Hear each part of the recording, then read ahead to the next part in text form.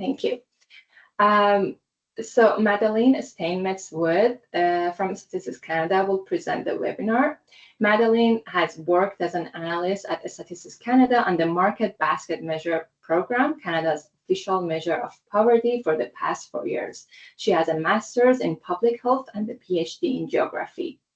And Burton Gustatus, also from Statistics Canada, will be here to respond to your questions, specifically in the Q&A session, or maybe kind of in the chat box when you send your questions there. Burton has worked at the Statistics Canada for the past 19 years. Over the last 8 years, he has been responsible for the Market Basket Measure MBM program, Canada's official measure of poverty. So with that, I would like to turn the call over to Madeleine for her presentation. Thank you. Thank you. So good afternoon, everyone. Welcome to the presentation of the proposed 2023 base market basket measure. As was said earlier, we've provided you with a copy of the PowerPoint presentation as well as handouts. Please feel free to refer to the handouts during the presentation. And we just would like to reiterate to please keep your questions for the end of the presentation, or to alternatively ask them in the chat. So I want to begin by acknowledging that as a virtual meeting, we are all located on traditional territories of First Nations people, Métis and Inuit across the country. I'm joining you today from the traditional unceded territory of Kanien'kehá:ka, which has long served as a site of meeting and exchange amongst Indigenous people, and I'm honored to be on this beautiful territory. So at this presentation, we will cover several topics, including defining and measuring poverty, the third comprehensive review process, the proposed 2023 base MBM methodology, a 2018 base to 2023 base comparison, and the future research agenda and next steps. The market basket measure is based on the cost of a basket of goods and services, representing a modest basic standard of living for a reference family. The basket costs vary across Canada. Basket costs are calculated for a reference family and then are adjusted for different family sizes. Once the basket component costs are calculated for the base year, costs are then updated annually for inflation to account for price changes. The basket costs are compared to families' disposable income to determine poverty status. If the disposable income of an individual or family is below the cost of the basket, they are considered to be living in poverty. In 2018, the Government of Canada released Opportunity for All, Canada's first poverty reduction strategy. The strategy established the MBM as Canada's official poverty line. It introduced poverty reduction targets using a 2015 baseline and a dashboard of additional poverty indicators that can be found on Statistics Canada's Dimension of Poverty Hub. It also created the National Advisory Council on Poverty and required regular reviews of the MBM methodology. In 2019, the Poverty Reduction Act legislated the commitments made in the strategy. Every so often, the MBM undergoes a comprehensive review. The MBM is currently undergoing the third comprehensive review of the market basket measure, which began in the spring of 2023. The initial engagement period consisted of a call for expert feedback, workshops for academics, NGOs, and government policy leads, as well as public consultations. The results of the initial engagement period were analyzed and published, and then the proposed 2023 base methodology was developed and the results published in the paper, The Proposed Methodology for the 2023 Base Market Basket Measure of Poverty. An open feedback period was then launched that includes social media outreach and information sessions. This will be followed by the finalization of the 2023 base and the updating of Statistic Canada dissemination products. As was mentioned earlier in the presentation, market basket measure costs are calculated for a reference family and then are adjusted for different family sizes. For the 2023 base, the reference family size and composition would remain unchanged. Consistent with the 2018 base, for the provinces as well as for Yukon and the Northwest Territories, the NBM reference family would consist of 4 persons, 1 male and 1 female aged 25 to 49, 1 girl aged 9, and 1 boy aged 13. For Nunavut, the reference family would continue to consist of 5 persons, with the additional person being a 4-year-old girl. The family would continue to be in the second income decile of their NBM region. And to calculate thresholds for different family sizes, the 2023 base would continue to use the square root equivalency scale. For the 2023 base, there would be no changes to the way the NBM geography is defined. The same geographical groupings would be used to define the 2023 base regions. The NBM regions in the provinces are based on population center size and province combinations, which implies that over time, the number and configuration of these regions will change with changes in population. The NBM geography in the provinces also includes 19 specific communities, which are CMAs or CAs that are their own NBM region, and therefore have their own NBM region-specific basket. In the territories, the NBM regions are based on census subdivision boundaries. In both the provinces and the territories, the regions exclude on-reserve population. For the 2023 base, the geographical boundaries and population counts would be updated to the 2021 Census of Population. The provinces would have 52 regions compared to the 53 under the 2018 base, as Newfoundland and Labrador no longer has any communities with a population size of 30,000 to less than 100,000. In the territories, the number of regions would remain at 13, the same as in the 2018 base. Consistent with the 2018 base, the NBM basket would continue to include a shelter, food, clothing and footwear, transportation, and other expenses component, previously known as the other necessities component. In the 2018 base, the Inusikatsiornik component was included in the cost of the basket for Indigenous families living in Nunavut, and this component would continue to be applied in the 2023 base. It is also proposed that a new component, the Communication Services component, would be created for the 2023 base. This new component will be described in further detail later in the presentation. So now we will discuss each of the basket components of the NBM, starting with the shelter component. In the 2018 base, the shelter component was based on the Canada Mortgage and Housing Corporation's National Occupancy Standard, NOS. When we consider the specifications of the reference family, according to the NOS, the reference family should be living in a 3-bedroom dwelling, not in need of major repairs. For the 2023 base, the shelter component would continue to be based on the standard, and the cost would continue to be established based on median non-subsidized rent for households in the second income decile. Shelter costs would also continue to include the cost of appliances, except in the territories, utilities, and a basic tenant insurance.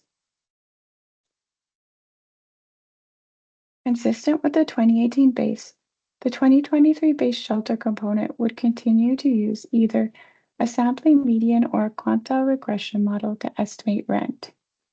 Based on the feedback from stakeholders during the comprehensive review, additional variables would be added to the quantile regression model for the 2023 base. A variable selection model was used to choose the variables that had the largest impact on the prediction capabilities of the model. The variables in the 2023 base model would include the same variables included for the 2018 base, as well as 4 new variables for the 2023 base: household mobility status, dwelling type, number of people in the household, and the index of remoteness.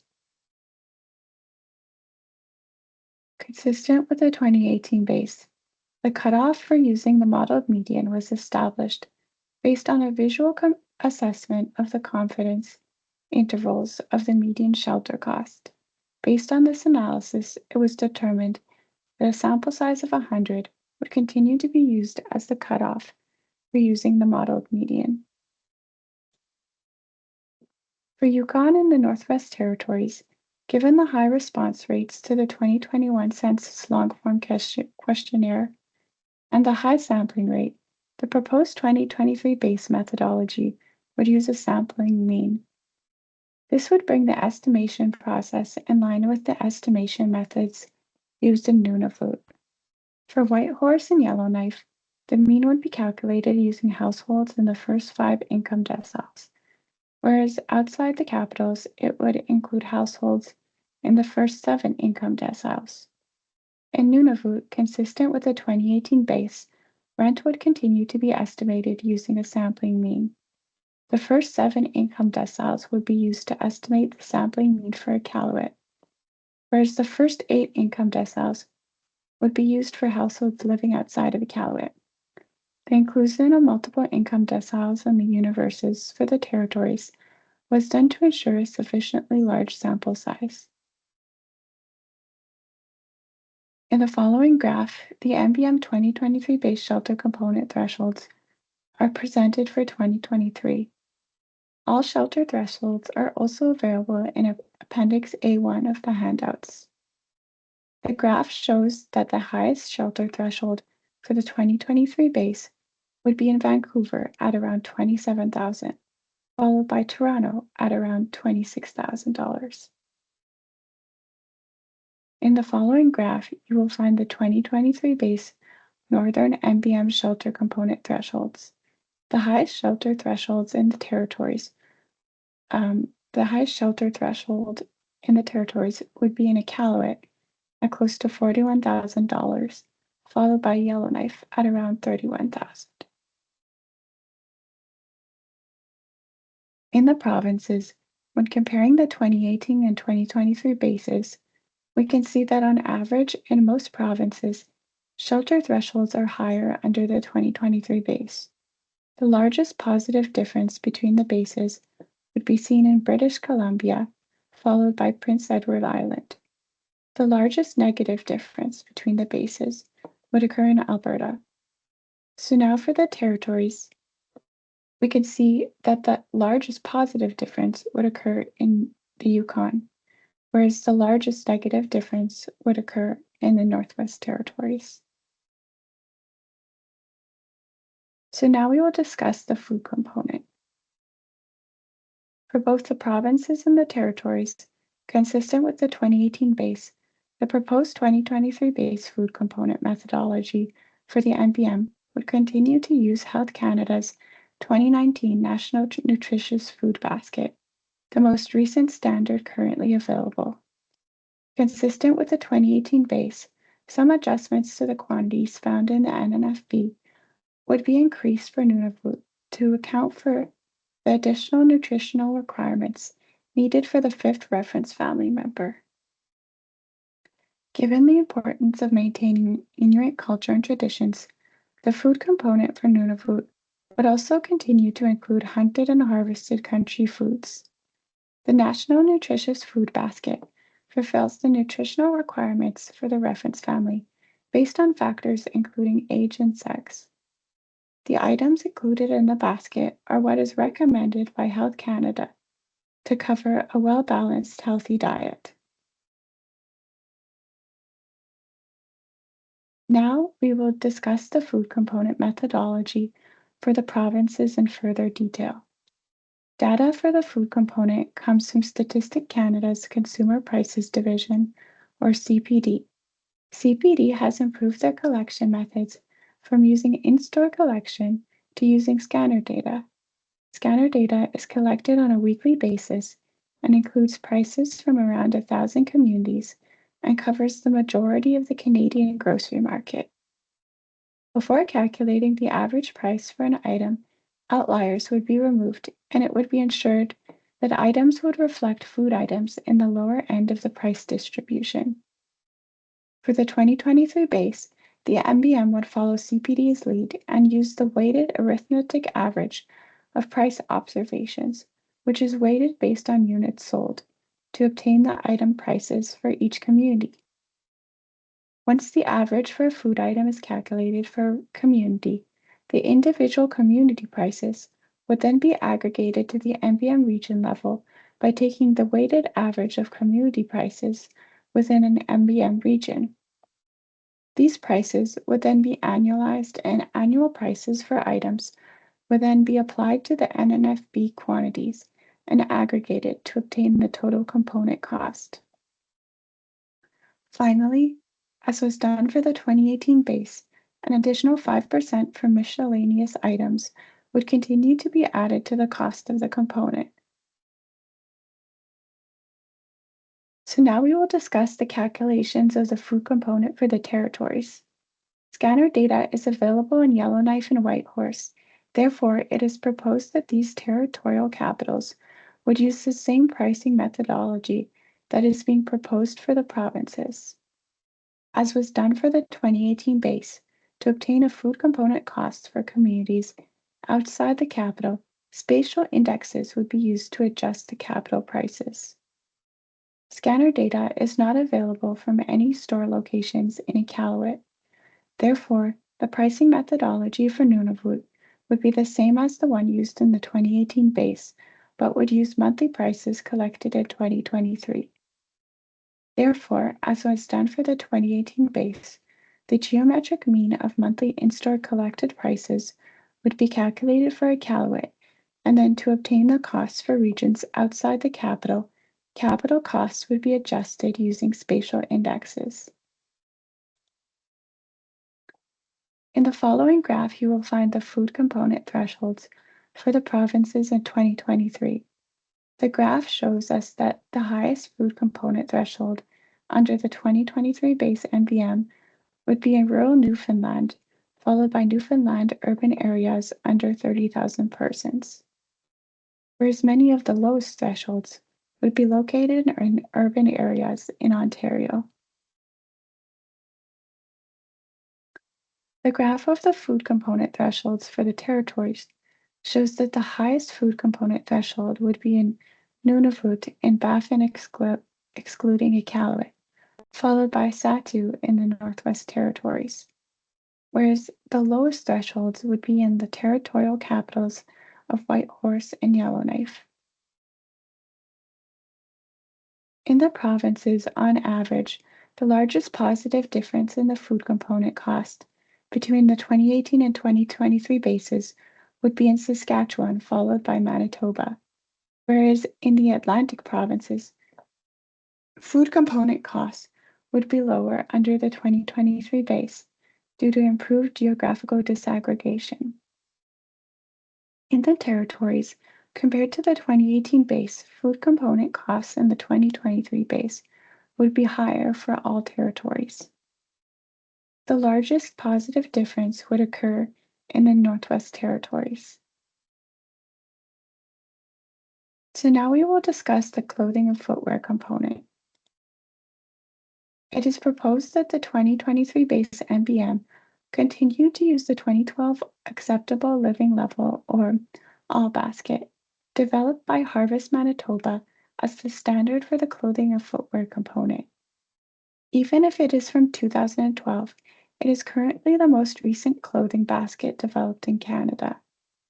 The territories would continue to use an adapted version of the 2012 ALL basket. This northern adapted basket would continue to include adjustments to account for the colder climate in the territories. In Nunavut, the clothing component would continue to include costs associated with traditional Inuit clothing. The All Basket contains clothing and footwear items for common work, school, and social occasions. So now we will discuss the methodology for the provinces in more detail. Data for the clothing and footwear component is obtained from Statistic Canada's CPD. For the 2023 base, it is proposed to follow CPD's lead and use a combination of in-store and web scrape collection. The geographical coverage of in-store collection would also be expanded to include all cities covered by CPD's in-store collection. This means that 22 cities would be included in in-store collection for the 2023 base, 11 more than in the 2018 base. A national pricing strategy is assumed for the web scrape data, while the in-store collected prices would still have regional variations. The new pricing methodology would use the first decile of all prices from all sources for the base year, after removing outliers and luxury clothing items. The annual arithmetic average of the weekly price quotes would then be multiplied by the all replacement schedule to arrive at the total cost for the clothing component. Provincial and federal taxes would be included when applicable. For the clothing component in the territories, it is proposed that the costing methodology for Yellowknife and Whitehorse use the same methodology as the one proposed for the provinces.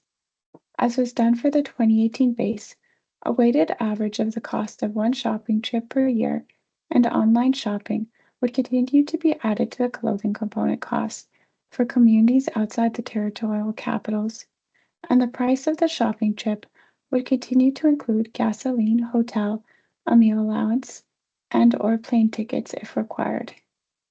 The NBM North Region costs would then be derived using a population-weighted average of community-level costs. For Nunavut, for all communities, including Iqaluit, costs associated with one shopping trip per year to the most popular population center and online shopping would be added to the cost of the component. The price of the shopping trip would continue to include a hotel, a meal allowance, and plane tickets. When the shopping trip destination is Iqaluit, the 2018 base pricing methodology would continue to be used since web scrape retailers do not have locations in Iqaluit. Otherwise, the pricing methodology would use a combination of in-store and web scrape data to cost the items in the all basket. The NBM North region's costs would then be derived using a population-weighted average of community-level costs. The graph on this slide presents the 2023 base NBM clothing and footwear component thresholds for 2023. In the provinces, the calculations result in one unique clothing and footwear component threshold per province. You can see here that all the clothing and footwear component thresholds in the provinces would be relatively similar, with the highest threshold in Quebec and the lowest threshold in Alberta. For the territories, as you can see here, the calculations would result in an NBM region-specific threshold. The highest threshold for the territories would be in Nunavut. More specifically, the highest threshold would be in Baffin excluding Iqaluit, followed by Kitikmeot, whereas the lowest threshold would be in Whitehorse. When we look at the average percent difference per province between the 2018 and 2023 bases for the clothing component, you will notice that clothing component thresholds would be higher under the 2023 base. The largest percent difference between the two bases would occur in Manitoba, followed by Quebec and Ontario, whereas the largest average percent difference in the territories would occur in the Northwest Territories. So now we will move on to the transportation component. In the provinces, the transportation component would continue to represent the cost of private and public transportation.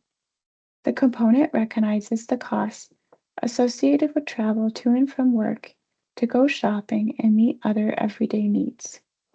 Consistent with the 2018 base, the transportation component would continue to consist of a weighted average of the two subcomponent costs based on the usage of public transportation. With areas with a comprehensive public transit system, including both private and public subcomponent costs in their costing methodology, and areas without a comprehensive public transit system, such as small urban centers with fewer than 30,000 people, and rural areas only including private subcomponent costs in their thresholds. Consistent with our 2018 base, the private transportation subcomponent would continue to be based on a basket of 5 used compact cars and would include the cost of purchasing an 8-year-old 4-door compact car once every 5 years with a 36-month financing term. The component would also continue to include maintenance and operating costs. However, for the 2023 base methodology, it is proposed that the number of kilometers driven per year would differ by province to better reflect differences in commuting patterns across Canada.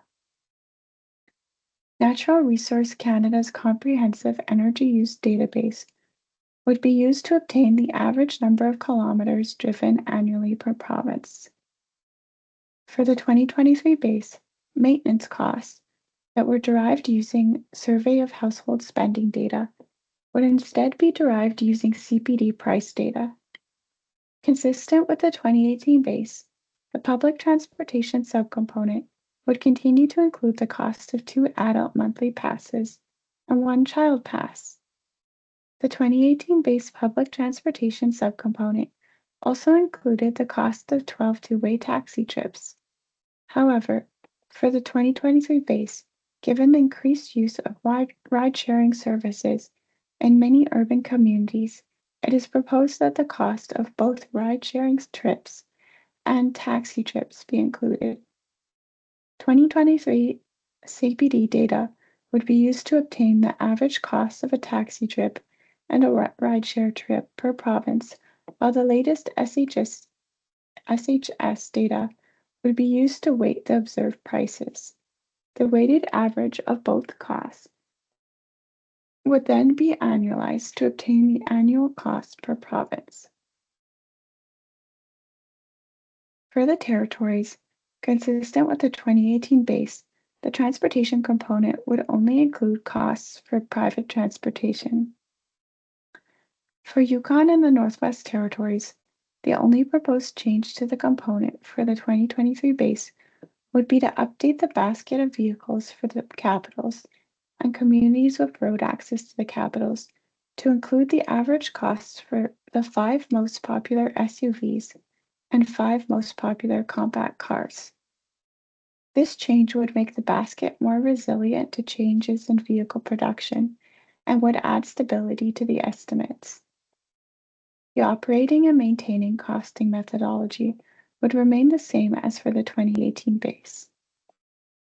For communities located outside the capitals, but with road access to the capitals, repair and maintenance costs would continue to be increased by 5% over the cost in the capital to factor in higher costs for items in more remote communities. The cost of an additional amount of gasoline would also continue to be added to the thresholds. For flying communities in the Northwest Territories and for all communities in Nunavut, the cost of the transportation component would continue to include the cost of purchasing, operating, shipping, and maintaining a mid-quality ATV and snowmobile. This graph presents the 2023 base transportation thresholds for the provinces in 2023. As you can see in the graph, most rural thresholds and small urban area thresholds would be higher than the thresholds for larger urban areas within the same province. This is to be expected as only private transportation costs are considered for these areas. An exception is Toronto, Ontario, where Toronto would have the highest transportation threshold of all NBM regions in the provinces. This graph presents the 2023 base NBM North transportation thresholds in 2023. The graph shows that the highest transportation threshold would be in Nunavut in the region Baffin excluding Iqaluit, followed by Yukon Rural North and Yukon Rural South. In the provinces, the largest average positive % difference would occur in Prince Edward Island, followed by Alberta.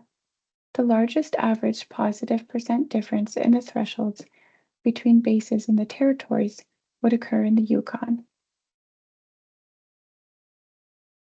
So now we will discuss the other expenses component. The other expenses component recognizes the need for other goods and services that are not covered elsewhere, such as household items, personal care items, reading materials, etc. The other expenses component is not based on specific items because items could be considered necessary for some, but not for others. It is calculated as a percentage of the total cost of the food and clothing components. There are several proposed updates to the other expenses component methodology for the 2023 base. The first would be to remove the expenditure categories associated with communication services from the numerator to prevent double counting with the addition of the new communication services component. The second would be to update the expenditure values using the most recent survey of household spending data while maintaining the historical expenditure categories. Finally, the universe of the component would be realigned to better reflect the reference family by only using SHS families with 2 adults aged between 25 and 64 years and 2 children aged between 6 and 16 years with a before-tax household income in the 20th to the 50th percentile in their NBM region. These proposed changes would result in the multiplier going from 75.4% for the 2018 base to 50.3% for the 2023 base. The same multiplier of 50.3% would also be used in the territories, but it would be applied to the territorial food and clothing prices. For communities outside the capitals, the cost of the shopping trip would be removed from the clothing cost before applying the multiplier. Given the redesign of the other expenses component caused by the introduction of the communication service goods component threshold, comparisons are not possible between the 2018 base and the proposed 2023 base. So now we will discuss the communication services component. Communication services has become key to the public, private, and professional lives of Canadians. Communication service costs used to be included in the other expenses component. However, given the critical importance of these services, it is proposed that the 2023 base NBM cost out a new separate communication service related component. This component would be based on the Universal Service Objective established by the Canadian Radio, Television, and Telecommunications Commission, CRTC. The component would include the rated costs for landline, cell phone, and internet services. Separate component costs would be calculated for rural and urban regions per province or territory. Given that there is no standard available for communications equipment, such as cell phones, routers, modems, etc., it is proposed that the costs for communications equipment continue to be included in the other expenses component. For the landline services subcomponent, it is proposed that the cost for landline services be based on the annual price for basic landline services in rural and urban areas of each province, including a one-time installation fee. For the cell phone services subcomponent, the component would cost out cell phone plans for the 2 adult members of the reference family. The proposed cost for cell phone services would include the annual price for 2 cell phone plan subscriptions, including 2 SIM cards and their activation fees. The component would use the CRT standard minimum plan price of $35 per month. For the Internet Access Services subcomponent, price would consist of the average of the lowest 3 CRTC price observations per geography for residential broadband Internet access services, including a one-time installation fee. The methodology for the territories would be estimated and aggregated in a similar manner to the provinces by using prices from the territories. In this slide, the graph presents the NBM communications component thresholds for rural and urban regions per province or territory. As you can see in the graph, most rural regions in the provinces and territories would have slightly higher communication service component costs compared with urban regions within their respective province or territory. The highest rural threshold in the provinces would be in Manitoba, and the highest rural threshold in the territories would be in the Yukon. Now we will discuss the Inusiakarnik component. This component is unique to Nunavut. It estimates the cost of goods and services required to preserve Inuit knowledge, culture, traditions, and way of life.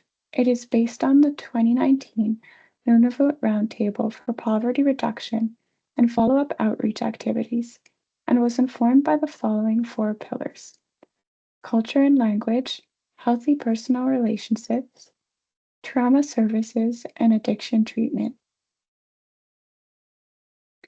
In the 2018 base, the component methodology was supported by available data sources, but was determined based on expert judgment in collaboration with territorial partners, since enumerating and costing individual items deemed necessary to maintain knowledge, language, and cultural activities is highly impractical. It is proposed that the 2023 base component follow a similar methodology. As was done for the 2018 base, the component would be estimated using the same fixed multiplier of 25% applied to the cost of the other expenses component, and the component cost would only be added to the basket costs for Indigenous families.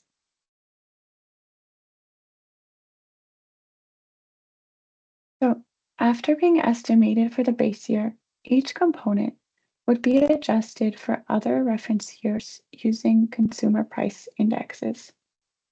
The consumer price indexes that would be used to adjust the component costs for each component for the provinces and the territories are included in this slide for your reference. The decision to continue to use the All Items Index to adjust shelter costs was made based on an analysis that was conducted to find the best suited index to annually update the shelter component. Additional information on this analysis is included in the handouts. So now we will discuss the 2023 base total NBM thresholds. This graph presents the proposed 2023 base NBM poverty thresholds for the reference family in 2023 for the provinces. On average, you will notice that the CMA specific regions tend to have higher thresholds compared to the rural and small urban areas within a province. You can see on the graph that the highest NBM poverty threshold would be in Vancouver, followed by Toronto. This graph presents the proposed 2023 base NBM poverty thresholds for the reference family in 2023 for NBM regions in the territories. The highest thresholds in the territories would be located in Iqaluit, followed by Baffin. The graph in this slide presents the individual component shares of the NBM threshold for the 2018 and the 2023 bases. The graph shows that the shares of all components, except the other expenses component, would be larger under the proposed 2023 base. The smaller share for the other expenses component can be partly explained by the introduction of the communication services component, since the communication services expenditures were removed from the numerator of the multiplier of the other expenses component. The communication services component is a new component for the 2023 base, and therefore it does not have a component share under the 2018 base. The share of this component of the total threshold would be 3.2% for the 2023 base. So now we will discuss the disposable income side of the measure. For the 2023 base, MBM disposable income would continue to be defined as total income, including government transfers after deducting income tax and unavoidable expenses, for example, childcare expenses, and adjustments have been made. Disposable income is the income a family has left to purchase the MBM basket of goods and services. For a list of all unavoidable expenses that are deducted from disposable income, please see the proposed 2023 base paper. In addition, the 2023 base would continue to include adjustments for different tenure types and for taxes paid on capital gains in the calculation of disposable income. So our next topic will be the tenure type adjustments.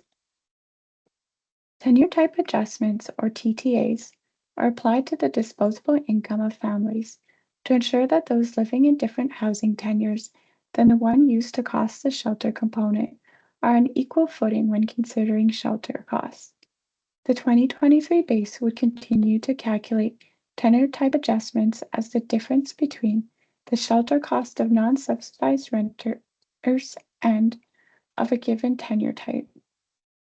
The previously mentioned improvements to the shelter component model would also be applied to the calculation of the tenure type adjustments.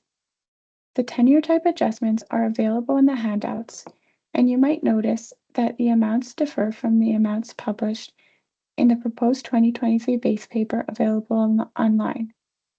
This is due to minor adjustments that have been implemented during this final phase of the comprehensive review. The paper will be updated to reflect the adjustments once the methodology becomes final. For the three tenure types, subsidized renters, homeowners with a mortgage, and homeowners without a mortgage, the estimation methodology would closely follow the MBM shelter component methodology.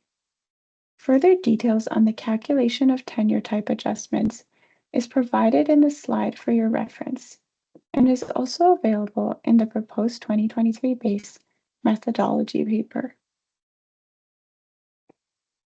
Consistent with the 2018 base, shelter costs for homeowners with a mortgage would include interest paid on the mortgage.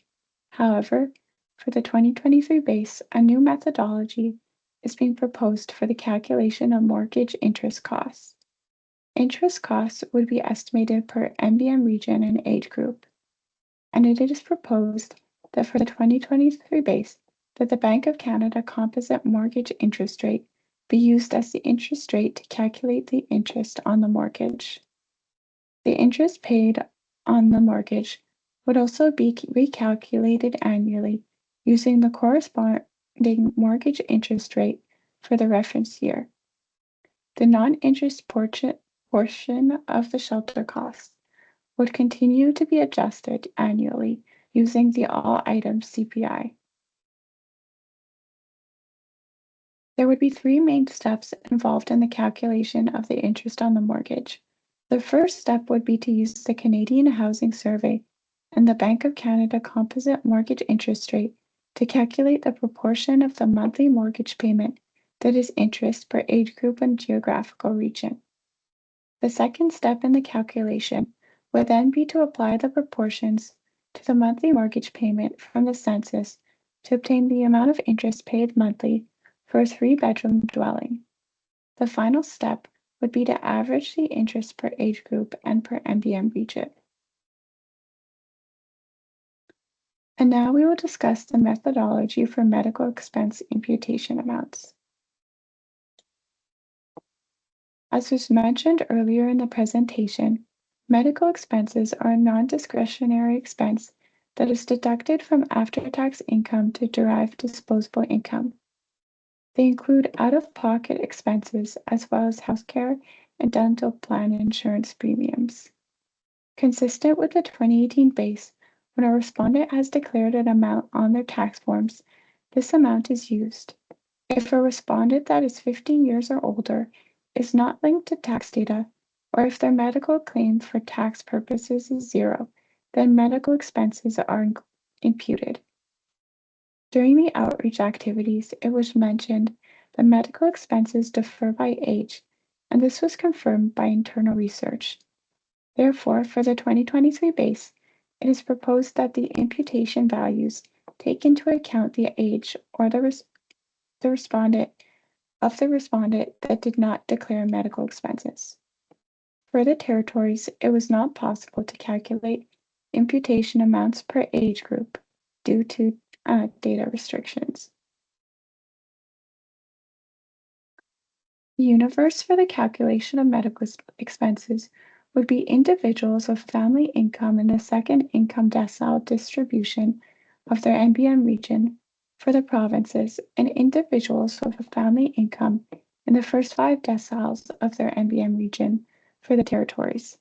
The first step to the methodology would be to estimate the average per province or territory and per age group of medical expenditures using the most recent SHS data.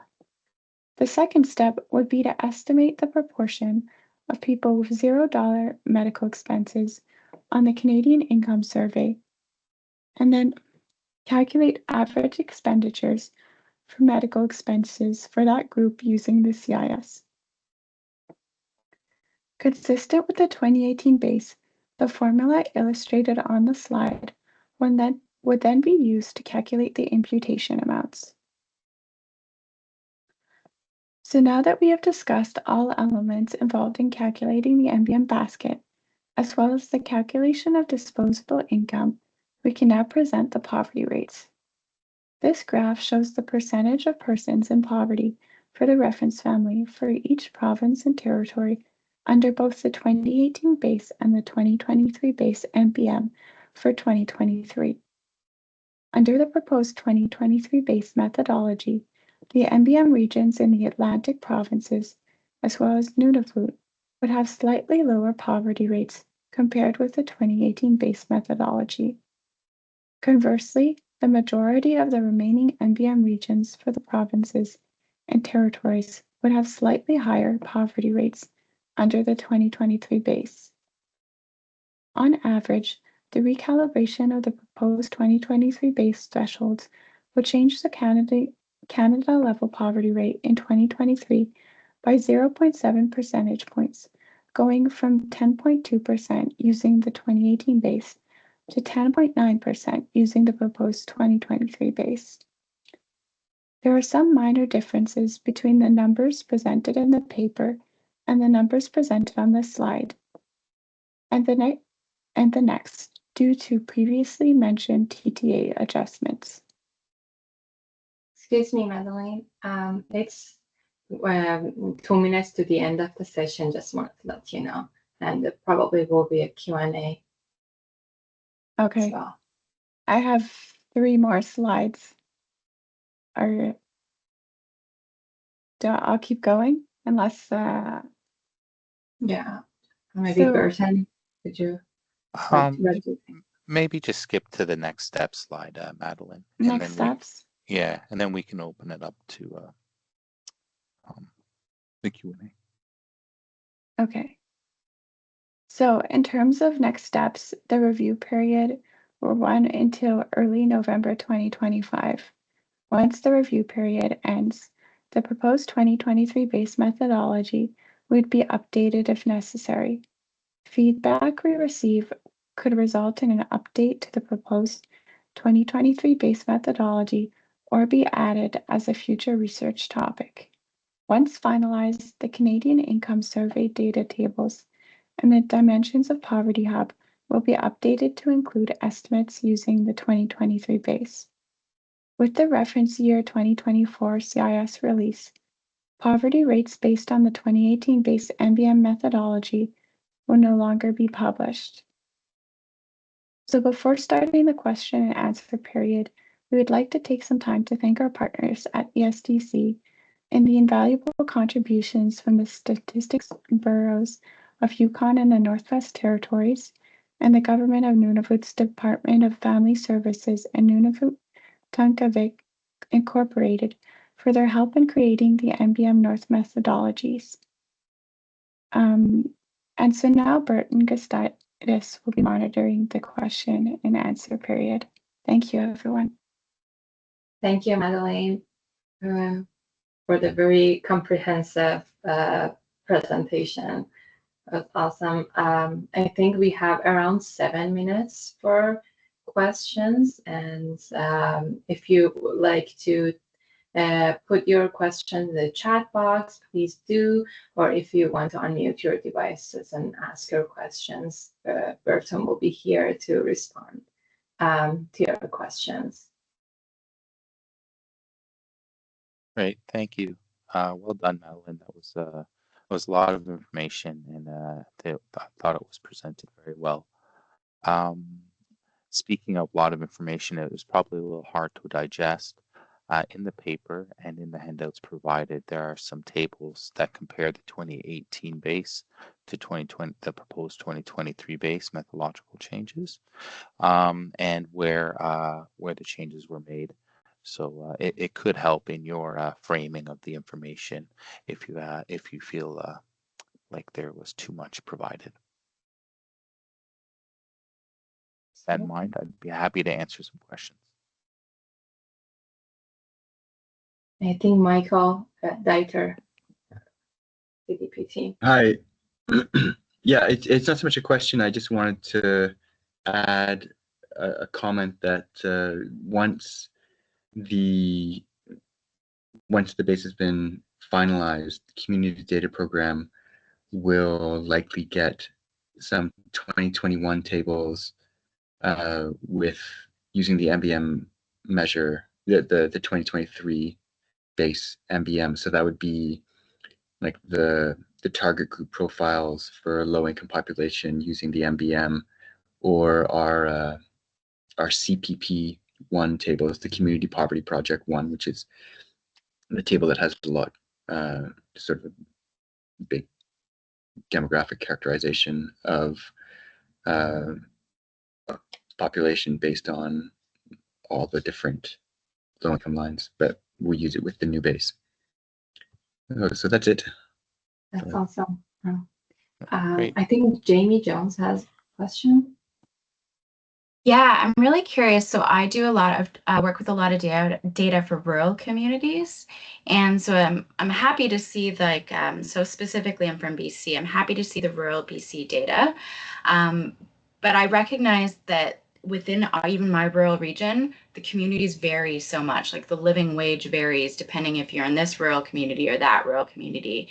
And so I've been really sensitive about using the market basket measure because of the differences. And so I was hoping you can just maybe speak a little bit to differences in rural communities and kind of what that means for using market basket measure.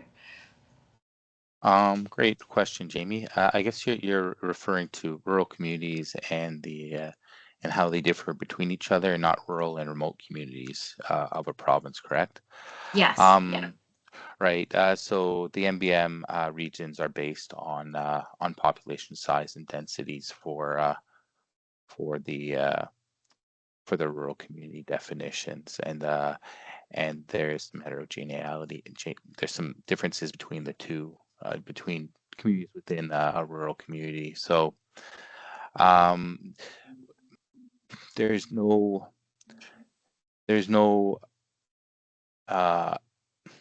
so okay, let me reframe this. With the new methodology, we have more communities, more geography disaggregation possible with the scanner data. So we are able to find community prices for rural communities that we would just use a proxy for in the past. We would use a community where we had store collected prices, and we would assume that the rural communities had the same prices. Now it's not the same. Now we have specific prices for a particular rural community in BC, for example, and we cost out the NNFB according to those scanner data, point of sale data. It gets muddied in the threshold value because we aggregate that up using population counts of the communities to get to a rural threshold. So I agree. You see the rural threshold, and it's not representative of any one particular community. It's meant to represent all those communities. And we hope in the averages, when we're calculating poverty rates, we do a pretty good job of doing that. I can say that in the calculation of the community-based NNFBs, we are using observed prices or point of sale prices. So the estimation process at the community level is done as accurately as we can, or as detailed as we can. Moving it up into poverty measurement, where we don't have sample size for those rural communities, and we'd never be able to populate. We'd never be able to create poverty estimates for those individual rural communities. We are limited to a higher level of geography. So it's really a problem with our income estimate as opposed to our basket estimate. I hope that was clear. I kind of talked on the edges. If I may ask just a follow-up question, it might be too big to answer here, but I'll plant the seed. Is Sure. it possible for communities who would like to calculate their own market basket measure to do it following the same methodology? Like, is there a way to drill down to lower levels of geography? Maybe in the future, if not now. Maybe in the future. So this data comes from private companies, and there's an agreement between the government, between Consumer Prices Division and these companies, and that agreement says that these prices are only supposed to be used in the creation of the index, the Consumer Price Index, and we're allowed to use it as long as we don't disaggregate it to a lower level. So Okay. it can be done. It would require a rework of our agreement with the private companies that provide us the data, and it would be a large ask. The act of doing it is simple. The approval to do it would be difficult. Okay. Thank you. You're welcome.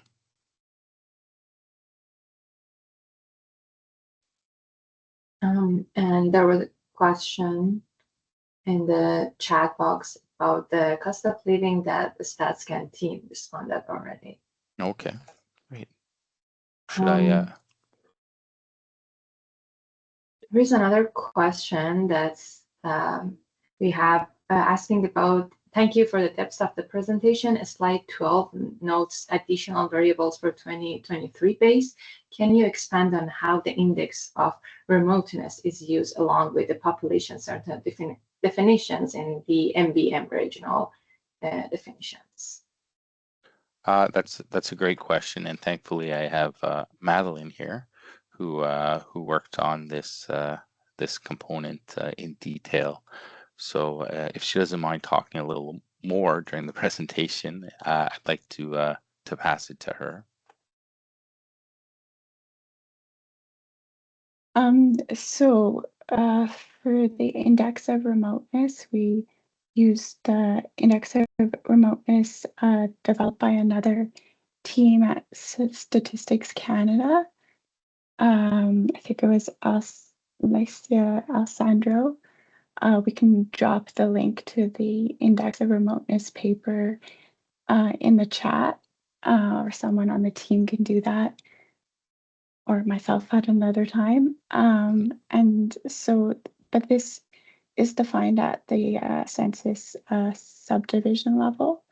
But so we use the census subdivision level indexes of remoteness for inside the model, or the shelter component model, to try to improve the estimation of rent for the shelter component.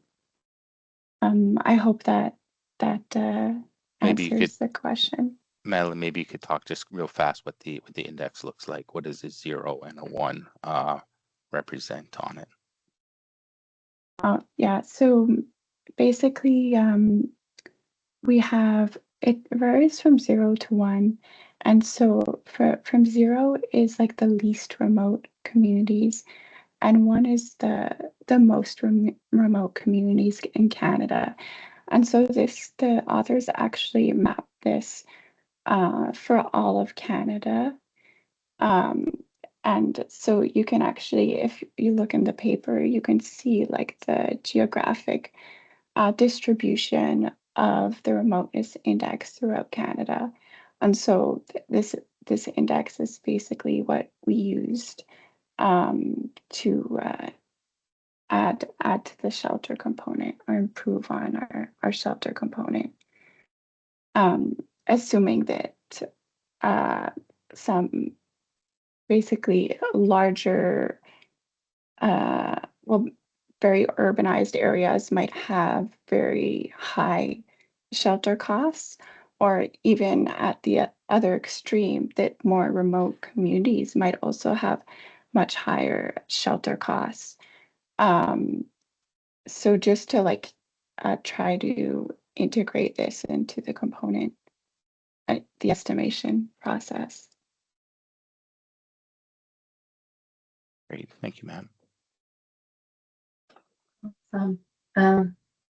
Thank you. And then there are some kind of links to that index of remoteness. I was trying to.